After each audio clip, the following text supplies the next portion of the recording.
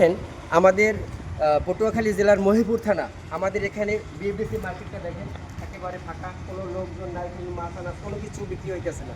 আসলে আমাদের এই মহিপুরে দরিদ্র একটি ইউনিয়ন, এই ইউনিয়নে সকলে জেলে 70-80 জন মানুষ জেলে। তাই আমাদের জেলেদের উদ্দেশ্য করে আমি তাদের দুর্দশা চিন্তা ভাবনা করি, আমার ভিডিওর মাধ্যমে আমি দুই একটি কথা উপরের মহলে সাহেবদের কাছে তুলে ধরি। যদি আল্লাহ রহমত করে আমাদের এই জেলের সমস্যা আর থাকবে না জেলেদের।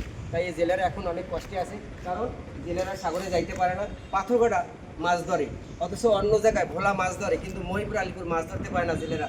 জেলেরা অনেক কষ্টে আছে, তাদের সংসার এই সাগর থেকেই হয়। আর সরকার হাজার হাজার কোটি টাকা রাজস্ব আয় করে, কিন্তু এই মহিপুর জেলেদের ভাগ্যের কোনো দিন পরিবর্তন হয়নি। তাই আমি সরকারের কাছে আবেদন জানাই, এই 65 দিন মহিপুর আলিপুর কুয়াকাটা এই অঞ্চলের লোকজন সাগরের জন্য যাইতে পারে, এরকম আবদার জেলেরা জানায়।